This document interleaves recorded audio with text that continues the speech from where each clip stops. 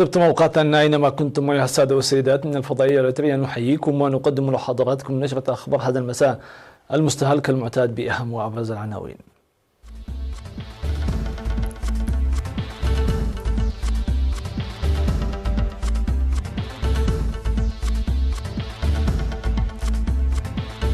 جهود لتطوير عملية التعليم في مصوع. الوتريون في المهجر يحتفلون بيوم المرأة. توسيع الخدمات الصحية في إقليم عنسبة. تركيا تتوصل لتفاصيل اتفاق وقف إطلاق النار في إدلب. ترامب يمنع الأوروبيين من دخول الولايات المتحدة لوقف انتشار كورونا. وإيران توافق على إرسال صندوقي الطائرة الأوكرانية المنكوبة إلى كييف. أهلا بكم إلى التفاصيل. أفاد الاجتماع المنعقد في 10 من مارس في مدينة مصوع بأن تقوية العملية التعليمية وخاصة الرامية لإحداث تغيير جذري في تطور التعليم الأكاديمي يتطلب تنسيق جيد لكافة الجهات.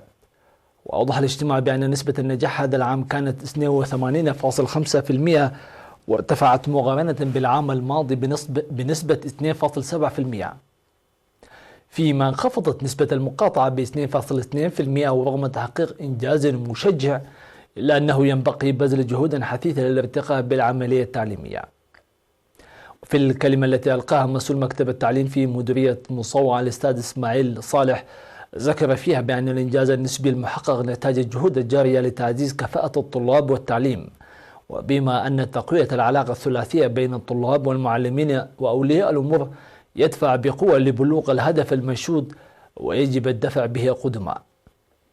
وقدمت آراء ومقترحات بناءة، منها خلق بيئة مناسبة تساعد لجنتي الآباء والمدارس والمدراء القيام بعمل منسق، وتشجيع الطلاب والمعلمين النموذجيين، ودعم الطلاب الضعفاء أكاديميا بالتعرف عليهم مسبقا.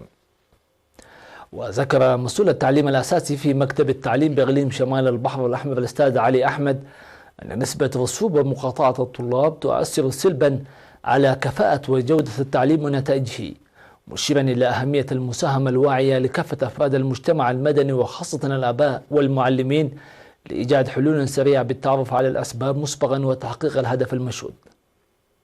وتوجد في مديرية مصوع 28 مدرسة من رياض الأطفال وحتى المرحلة الثانوية.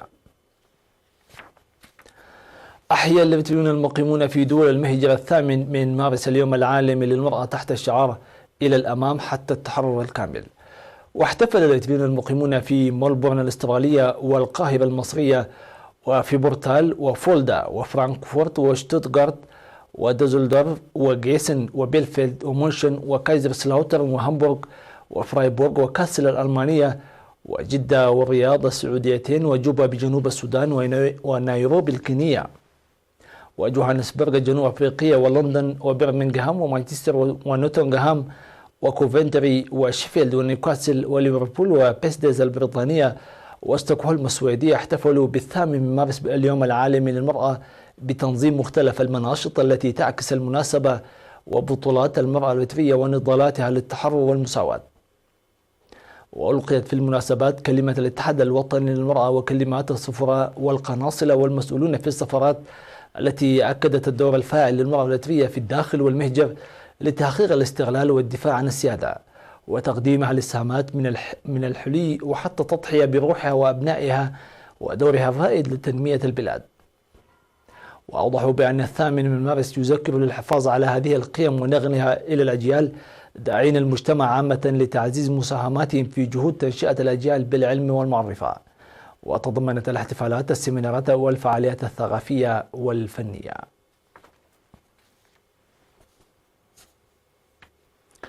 احتفل الإريتريون المقيمون في السودان بالثامن من مارس اليوم العالمي للمرأة بمناشط تعكس دور ومساهمة المرأة الوترية. وفي الحفل الذي أقيم في السفارة الوترية في الخرطوم، أوضح القائم بأعمال السفارة الوترية السيد إبراهيم إدريس الدور الكبير للمرأة الوترية لتحقيق الاستقلال والدفاع عن السيادة، مذكرا لرعاية وتنشئة الشابات للحفاظ على المكتسبات التي تحققت بنضالات جسورة. وذكرت مسؤولة الاتحاد الوطني للمرأة الوترية في الخرطوم السيدة إيدن تادسة أن يوم المرأة مناسبة لتجديد العهد خاصة في المرحلة التاريخية الجديدة ويجب العمل بقوة بالتنظيم القوي والوحدة المتينة لمواصلة المسيرة. وألقيت في الحفل كلمات تضامنية من مسؤولات اتحادات المرأة السودانية وجمعية الصداقة الإريترية السودانية والضيوف المدعوين.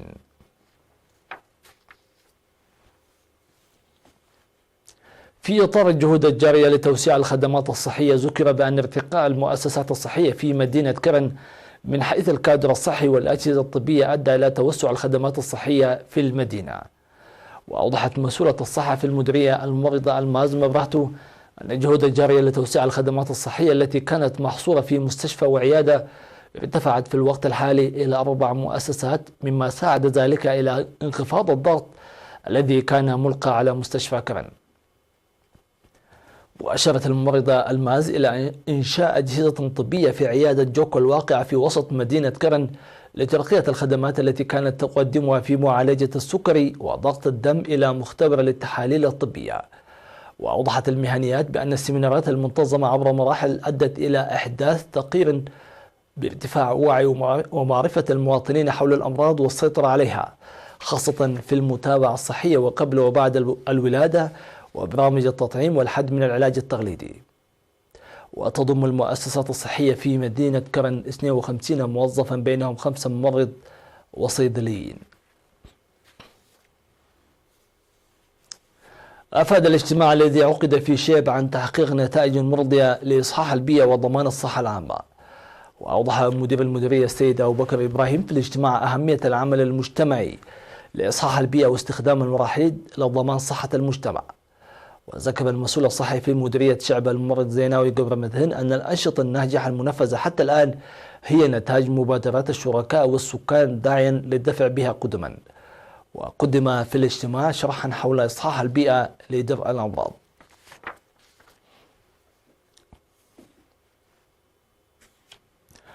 تلقى 270 شابا بينهم 200 امرأة من مدينة كرن دورة تدريبية مهنية من 3 أشهر إلى 6 أشهر. واشتملت الدورة التدريبية النظرية والتطبيقية مجالات الموسيقى والإسعافات الأولية وتصفيف الشعر وغيرها. وأوضح مسؤول الاتحاد الوطني للشباب والطلبة في إقليم عنسبة الشاب عزازي برختاب في مراسم التخريج التي جرت في 11 من مارس أن الاتحاد يعمل لتأهيل وتدريب الشباب وتسليحهم بالعلم والمعرفة. سيداتي سادتي، إلى فاصل مسمى ونوافيكم بالأنباء العالمية، فتفضلوا بالبقاء معنا. أهلا بكم من جديد. ذكرت وكالة الأنباء الأناضول التركية نقلا عن وزير الدفاع خلوصي أكار أن مسؤولين أتراكا وروسا توصلوا بدرجة كبيرة للاتفاق بشأن تفاصيل وقف إطلاق النار في منطقة إدلب السورية خلال محادثات جرت في أنقرة. واتفق البلدان الأسبوع الماضي على وقف لإطلاق النار يهدف لمنع تصعيد العنف في إدلب. ووصل وفد روسي إلى أنقرة هذا الأسبوع لمناقشة التفاصيل التي تشمل ممرا أمنيا ودوريات مشتركة على الطريق M4 الاستراتيجي. وقال أكار أن المحادثات مع روسيا لا تزال متواصلة، مضيفا أن جميع القوات التركية في إدلب ما زالت في مواقعها. وصرح الوزير بأن تركيا ستواصل هجومها العسكري في إدلب إذا انتهك وقف إطلاق النار، مؤكدا على التحذير الذي أعلنه الرئيس رجب طيب أردوغان. أعلن الرئيس الأمريكي دونالد ترامب حظر دخول المسافرين الذين زاروا في الآونة الأخيرة أوروبا إلى الولايات المتحدة لمدة 30 يوما باستثناء الرعايا الأمريكيين في إجراء مشدد يهدف لوقف انتشار وباء فيروس كورونا المستجد.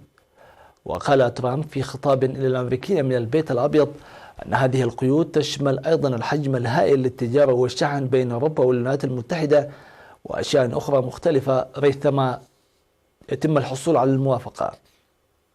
واستثنى ترامب بريطانيا من الحظر إذ قال أن هذا القرار لا ينطبق على المملكة المتحدة.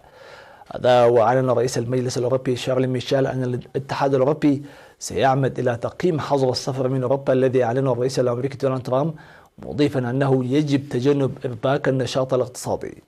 وبحسب آخر الأرقام التي نشرها المركز الأوروبي لمنع الأوبئة والوقاية منها، سجلت أكثر من 17,000 حالة إصابة بالفيروس في أنحاء أوروبا، أكثر من نصفها في إيطاليا، و721 وفاة مرتبطة بكوفيد-19.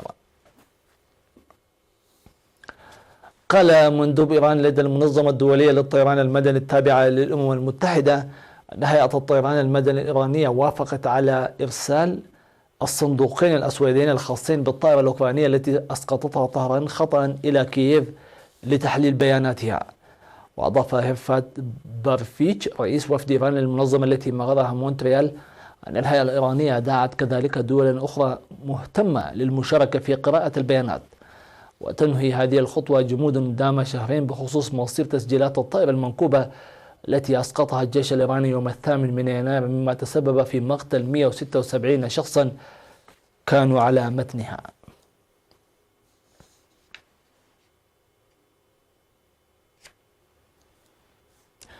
قتل شخص واحد وأصيب 41 آخرين إثر تصادم قطارين في مترو أنفاق بالعاصمة المكسيكية مكسيكو سيتي.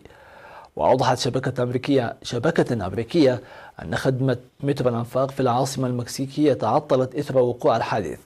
من جانبها قالت عمدة مكسيكو سيتي أن أحد القطارين انعكس باتجاه الآخر عن طريق الصدفة، ما أدى لوقوع الحادث.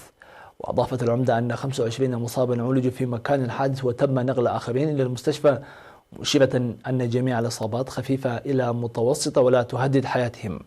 وتقوم السلطات المكسيكية في الوقت الحالي بالتحقيق في أسباب وقوع الحادث. وصلنا إلى نقطة الختام، في أمان الله وحفظه.